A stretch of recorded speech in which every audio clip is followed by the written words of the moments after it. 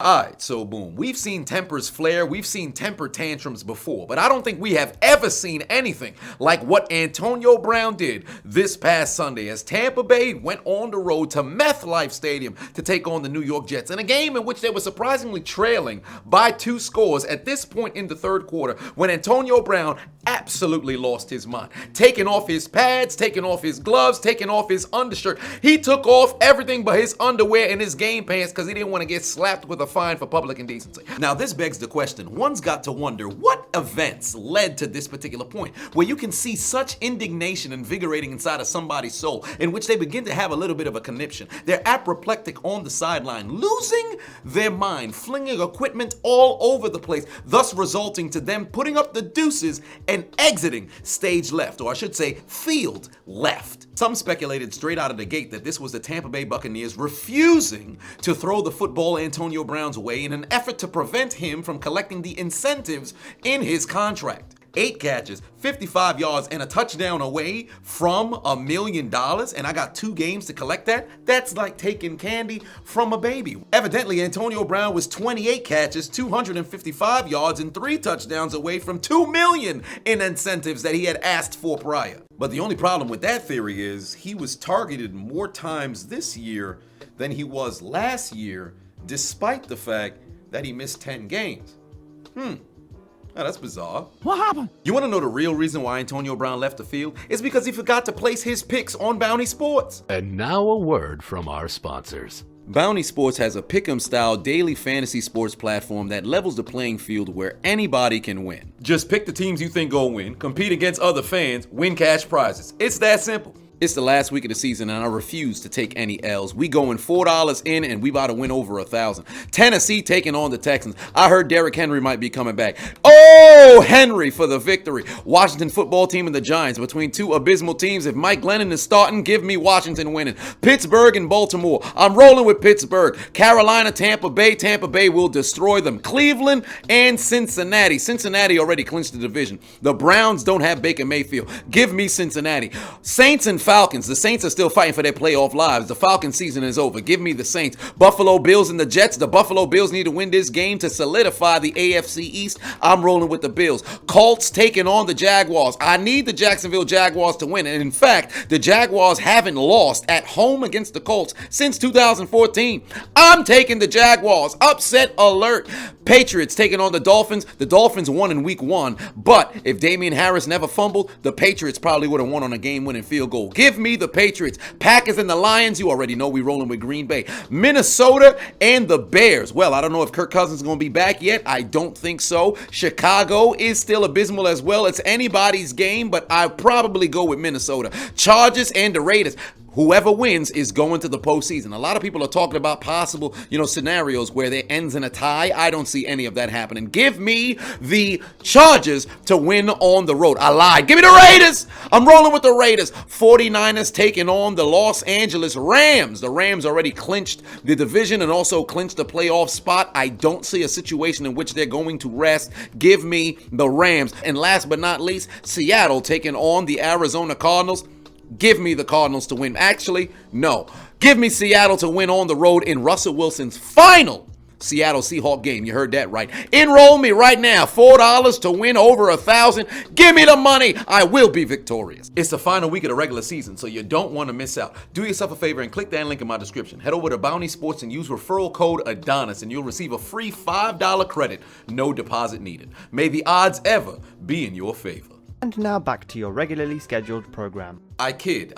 But seriously, one's got to wonder, what does Bruce Arians have to say about this immediately following the game?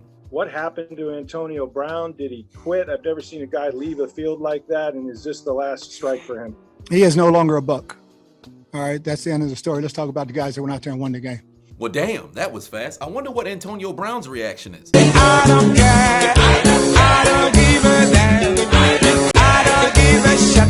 This is less than an hour after the conclusion of the game. This man was already posting talking about I'm a super gremlin. And then 2 hours following the initial post, this man promoting his music. I'm from the pit, not the palace. I'm kind of stylish. lifestyle lavish. Looks like we can chalk this up to another Antonio Brown meltdown. It's not as if this is the first time that this happened. The man has a laundry list over the course of the past 1,000 days. But I wonder what Bruce Arians has to say a day after he's had a moment to digest what transpired this past Sunday. And now he's no longer part of the team. Can you fire a player if he won't go because he's injured? I don't know that he was. Did he say that he was, or was there a dispute No. about that? No, He just refused to go in, or can you tell us more about it? not really. I mean, what happened is pretty obvious what happened. So, he left the field and that was it. Fire a player for being injured? What injury is Antonio Brown dealing with? That man looked fine running off of the field.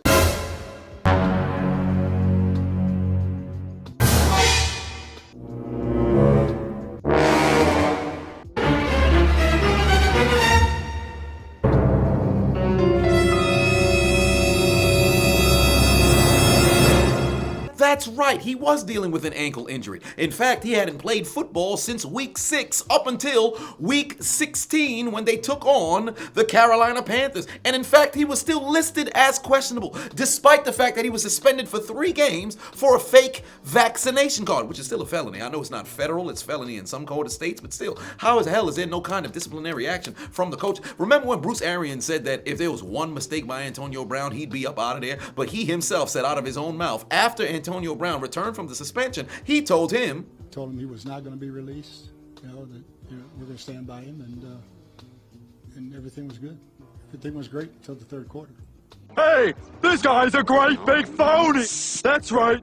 You're a big fat phony. evidently after he helped you win a Super Bowl, you let that slide, huh? And again, I find it very interesting that Bruce Arians could sit here on his high horse and say he didn't know Antonio Brown was dealing with an ailing injury, when in fact coming straight out of the half and entering the third quarter while the Buccaneers took the field, the sideline reporter said, Meanwhile, Bruce Arians over on the Bucs sideline, he told me he's not worried at all. Now, he does have Antonio Brown and Mike Evans on a snap count today. You're going to see just about as much of them in the second half as you did in the first.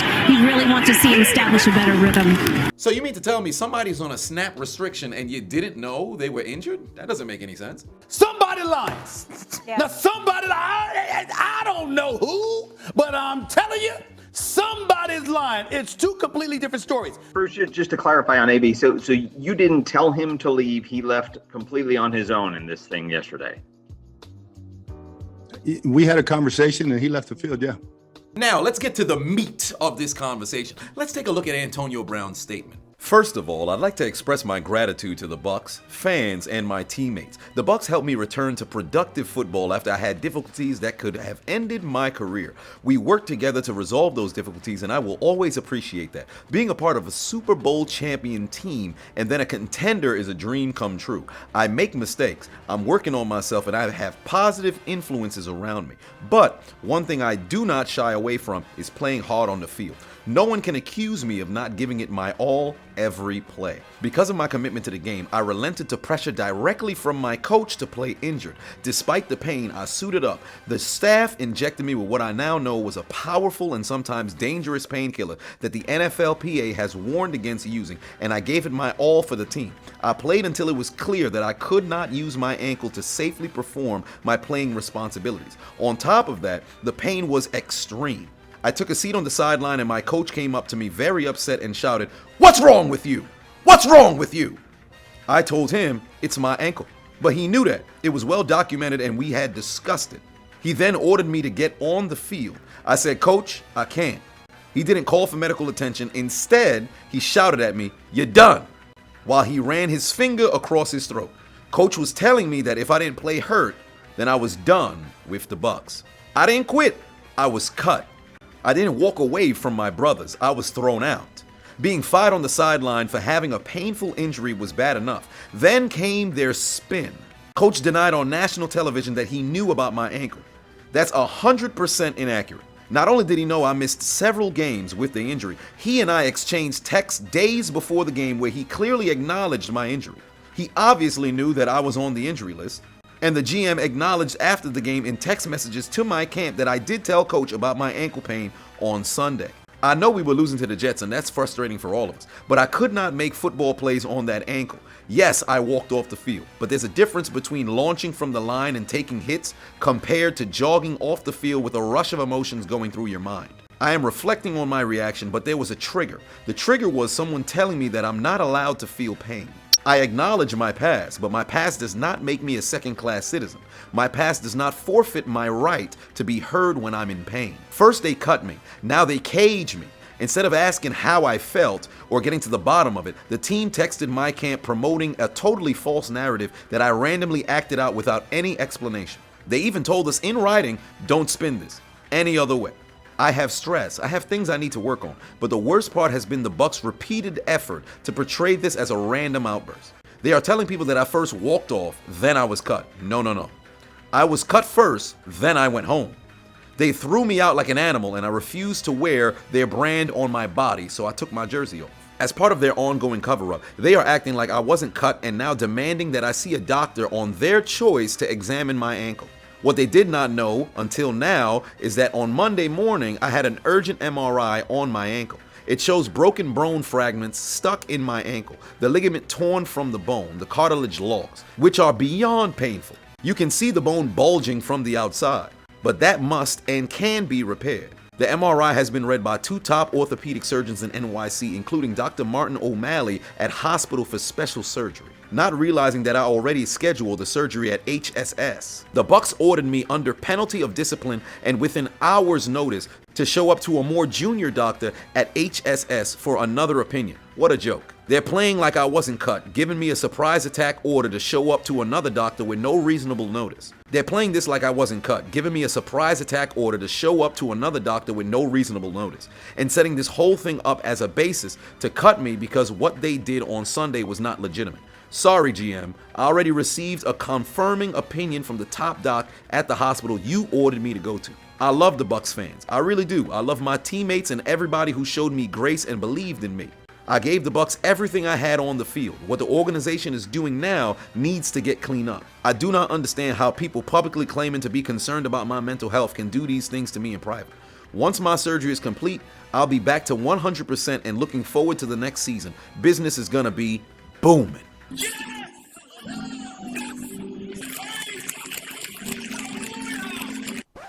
Release, you not catching me in that genjutsu. You ain't write that shit. Get the fuck out of here! But that doesn't make what he said less valid. Let's break it down. There was not an issue with regards to injury.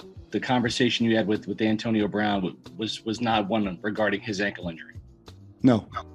Now, here's what's interesting to me. Antonio Brown said he relented to pressure from his coach to play in this game. I don't think that was the case because, like Bruce Arians said prior, although he was dealing with this ankle ailment the entire season following week 6, he was cleared to play in week 15, or I should say week 16, and then cleared again to play in week 17. Was there any issue or displeasure on the team's part with the way that AB handled his rehab for his ankle injury? No, none whatsoever. He was cleared to play last week, played good, cleared to play this week. They may have given him a painkiller shot to numb the pain when he was on the field for 26 snaps in the first half. But as they went into halftime, as we all know, especially when you shoot yourself up before you go into the game and you play a game 30 minutes of game time, but real time is probably about 90 minutes, that painkiller starts to wear off. Hence why we saw them say, entering the third quarter, Antonio Brown and also Mike Evans, who was also, questionable coming into this game, the both of them, that is, were on limited snaps. However, given that they were at the point in which Antonio Brown had his meltdown, trailing by 2 scores, isn't it interesting that despite the fact that the Buccaneers were losing by 1 score up until, the drive in which they surrendered another touchdown, Antonio Brown had not played a single snap in the third quarter. And I wondered why that was. So Bruce Arians had this to say. We called for the personnel group that he had played in the entire game. He refused to go in the game. That's when I looked back and saw him basically wave off the coach. Now this is interesting. You mean to tell me Antonio Brown didn't see the field at all the entire third quarter due to the fact that he wasn't part of a certain package or scheme in which the offense was going to try to attack the Jets front. However, Antonio Brown himself said he was dealing with immense pain coming into the third quarter. Now, anybody who's ever watched professional football, hell, anybody who even watched college football or even at the high school level, when you're dealing with pain, the first person that you go to, especially at the professional level, is the athletic trainers. And they would then evaluate you and see if you're ready to go or if you can continue to play. And they would relay that information to the head coach. And then they would tell the head coach, hey, he can't go, or he still can go, or he's questionable. It seems as if Antonio Brown sat on the bench the entire time, never vocalized this at all to anybody, because Bruce Arians himself said, at no point in time during that game did he ever ask the trainer or doctor about his ankle. He never went through, that's the normal protocol. You go through protocols during games. I was never notified of it. Now, keep in mind, Antonio Brown spent this entire time saying he spoke directly to Coach Arians. However, we all know, especially in sports, there is a protocol that you must follow. You can't tell the person at the head of the table, hey, I can't go. You go and tell the training staff you can't go, and they relay that information. Antonio Brown at this particular point is what, a 12-year vet, 11-year vet? He's been in the league since 2010. He's been injured, multiple times throughout his career. Not to say he was an injury-prone player. He wasn't. But he's dealt with pain. Everybody in the NFL deals with pain. But when that pain happens, what do? You tell the training staff. Evidently, it didn't appear as if Antonio Brown told the training staff, thus leading to the altercation that went like this. I then went back, approached him about what was going on. I ain't playing. What's going on? I ain't getting the ball. That's when I said, you're done, get the F out of here. Now, it was at this particular moment that tensions began to flare. But there was a moment right before the entire altercation that was quite interesting to me. Because after the Jets had scored their touchdown to make it a two-possession game, you can see Tom Brady on the sideline now matriculating, walking over to Antonio Brown in an effort to tell him, let's go, get ready, we fixing to make a comeback, right? Because Tom Brady has done this over 50 times in his career.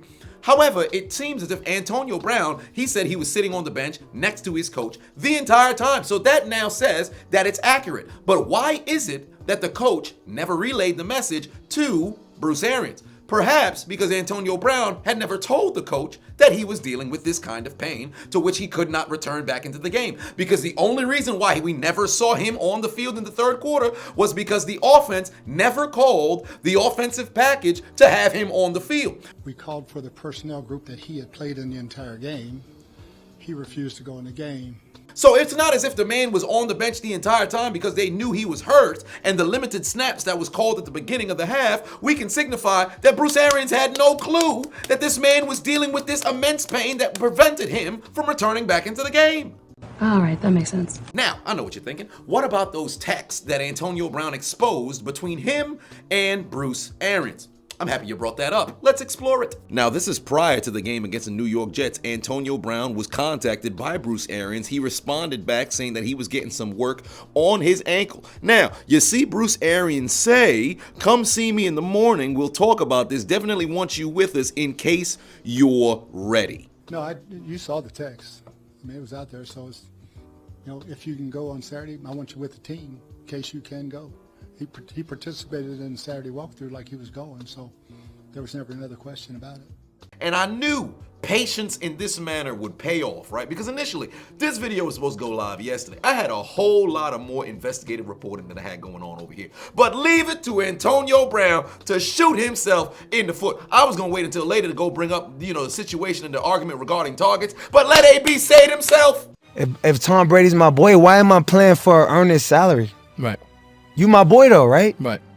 Gronkowski is boy, right? Right. How much did he get paid? Significant amount. Damn. All right, so why is AB on the prove deal?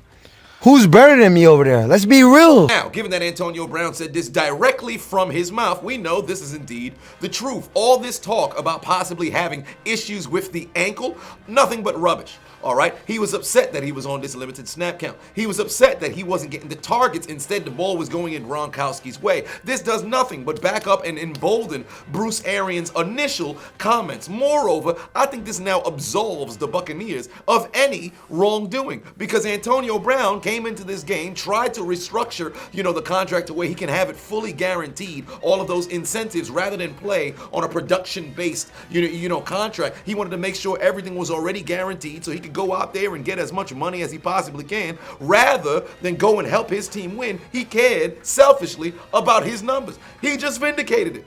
Is a no good, lousy son of a bitch. That's exactly what he is. But he's a no good bastard for what he did, and he ought to burn in hell for it. At this particular point, I think we can come to the conclusion that Antonio Brown's NFL career is done.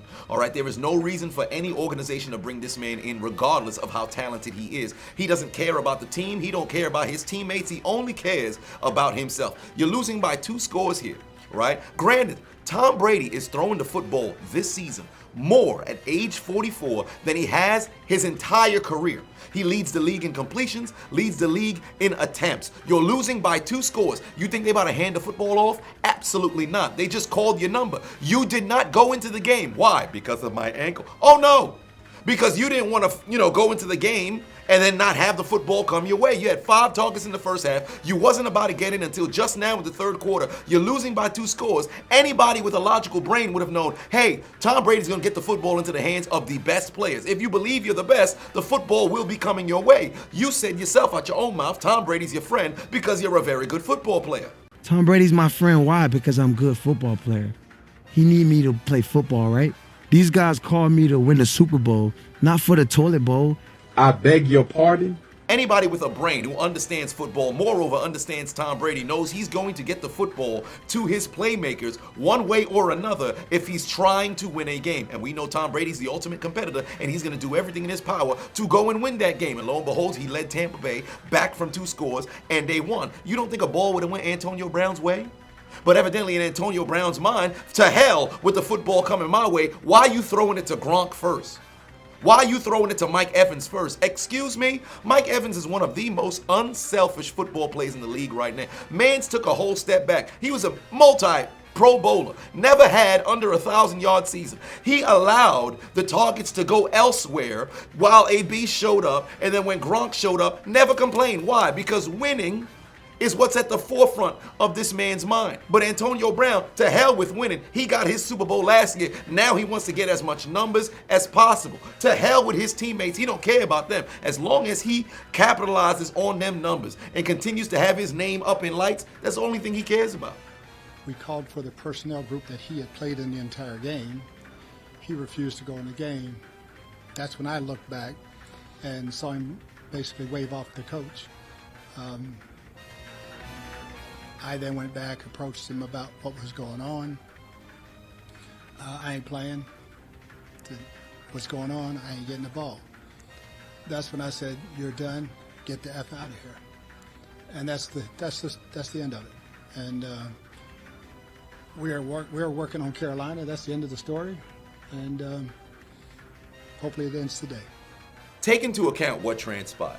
1, Antonio Brown was getting upset at not getting enough targets and thus led to throwing a hissy fit.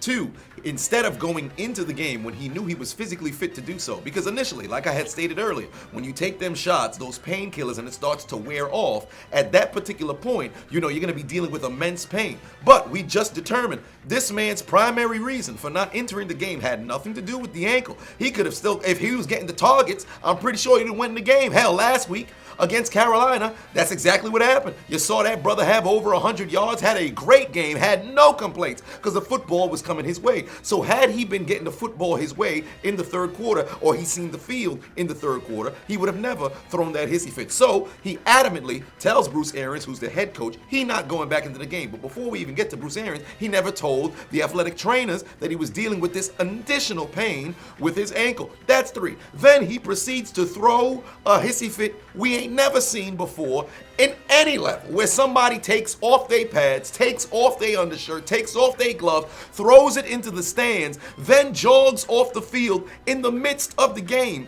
goes to social media, and this is the portion I included in my commentary, but this is the portion why I always knew Antonio Brown was an extremely selfish individual. Listen to what he says when he's inside of the Uber after he leaves MetLife Stadium in the game against the Jets. Hey, Bizzle, talk to him, Cheech. Come on, baby. Man, listen, this is going to make my nephew. You know what time it is. Listen to what he says again. Man, listen, this is gonna make my Netflix. You know what time it is. This video must have not circulated as well as I thought it did. It probably went over a lot of people's heads. But the first thought that went through this man's mind after he left the stadium was, yo, this gonna make my Netflix series crazy. He's thinking only about himself, period. Everybody who came to the defense of this man, y'all all end up looking like clowns. I tried to look at this very objectively. I went piece by piece, right? Went through the entire, open letter that he wrote about what transpired. There was some truth regarding what was going on with the ankle. Bruce Arians can't sit here and make it seem like he had no clue what was going on with the ankle, but then he clarified his whole issue with the ankle wasn't what led up to the game, it was during the game because Antonio Brown seemed fine in the first half. They had them on limited snap counts going into the second half. The only reason Antonio ain't see the field was because of the personnel not being called. So at this particular point, Bruce Arians is absolved of all wrongdoing. Moreover, the Buccaneers are absolved of all wrongdoing. Now, there's talks about, they probably tried to send him to a different physician, right? They sent him to a junior physician when Antonio Brown went to the head honcho in the hospital. But was that communicated to the team? Evidently not. This man operates in secret, does what he wants, never relays the message, and then when he has an opportunity to talk to the public, he says, yo, look what they doing. Look what they doing to me. That I did this, but they gonna send me over here. Well, they never knew. If Antonio Brown relayed every single message that he said inside of that extended text and he told the team, I don't think we make it to this point. There is no defending Antonio Brown at this particular point. And does he seem remorseful for his actions? No, because not only did you go out there and you quit on your team, your teammates, and pretty much everything that you believe a football player is supposed to stand for. I should say we believe a football player is supposed to stand for. This man thumbs his nose in everybody's face. You walked out on brothers who you won a Super Bowl with. Like Donald Penn, actually, I think it was on Terrell Owens' podcast, said he would have whipped his ass in the locker room. So what would you do as a teammate? As a teammate, if that, what would be your response? But if he was in the locker room when I got in there, we fight. I gotta but just know exactly leaving the game. But it's just something strange. Me and the whole line jumping. We all going up in there, helmets on too. Hit me back. And you know what's sad about this entire situation? Despite the fact that Antonio Brown has had a long history of this kind of behavior, dating back to 2018 when he quit on Pittsburgh, then 2019 when he quit on Oakland, and then he had all that off the field issues going on with New England, comes back to Tampa Bay, appears to be somewhat of a model citizen when he finally was able to get past that 8-game suspension and play last year, thus resulting in this year with the fake vaccination card. Did he take any responsibility for that? Nah, he said the media likes to spin a narrative. You know what's the saddest part of this entire situation? Antonio Brown's a father of, 5? He's a father of 5, and he still has nothing but enablers around him. You go to this man comment section, you see verified profile after verified profile after verified profile. Yo, keep doing you, King. Keep doing you, King. You ain't do nothing wrong, King. At one point, somebody gotta say, dawg, what's going on? What are you doing? Call me, bruh. We got to figure out what's going on because this man is not only being destructive to himself. You've seen the videos where he was throwing the candy dicks at his child's mother in front of his children. If you got a problem with her, that's her business. But you on Instagram Live, you promoting all this other stuff in front of your kids. Hey, Chubbs, here go the bag of dicks. Fish head, fish head. Fish. Fish, here go the bag of dicks, Fish. To hell with a Hall of Fame career. I just hope this brother finally gets the help that he so desperately needs. Because at the end of the day, you are a human first. And he continues to act like this. Who's to say in his next career or whatever the hell else he decides to do with his life, he don't operate in this same particular manner. It's not going to end well if he keeps moving like this, dog. This joint is really, really, really sad. And you saw it not only on national television, but live, broadcasted around the entire country. They probably got people outside of the country, globally, looking at this man act a fool, and it's entertainment to them. But at the end of the day, like I said before, this man is a father of 5. I can only hope that his children don't end up reflecting the kind of behavior that he is going out there and doing, because it's going to become a vicious cycle, and then all of a sudden we're going to talk about Antonio Brown's children operating this particular way, man. A lot of drama you guys create, a lot of drama that people create who want stuff from me, but that's just a part of life. It's a part of being in the position I'm in. I can't control what people want from me. I can't control what people write about me. I can't control what people say about me. All I could do is get up every day, be the best person I could be, and when I get a chance to do my job the best way I could do it, and that's where we at today. The lie detector determined that was a lie. It's like one of those things where it's an ego. I don't have an ego because, like, bro, I'm just trying to win. Me thinks not. Me thinks not. Me thinks not. This is a sick Negro. Coach, you've been someone that's expressed genuine care and concern for Antonio. How tough was it for you to see what happened yesterday and to make that call? Yeah, it's very hard, and I wish him well. I hope if he needs help, get some. And it's very hard because I do care about him. So to Antonio Brown, from me to you, go get help, brother. Please, go get help, because it's really sad to see you go down this path, dog. It's really sad.